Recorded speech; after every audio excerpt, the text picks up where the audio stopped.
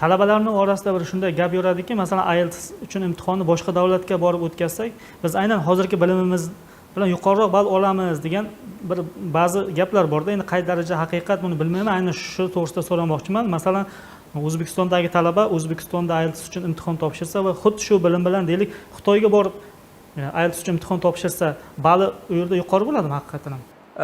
Yo'q, unaqa bo'lmaydi. Bitta qismi bor, sal ta'sir o'tkazadigan. Ya'ni listening, reading kelgan writing qismida umuman unaqa o'zgarish yo'q. Bu yerda umuman hech qanaqa muammo bo'lmaydi. Butun dunyoda bir xil bo'ladi. Belgilanishi ham, baholanishi ham bir xil bo'ladi.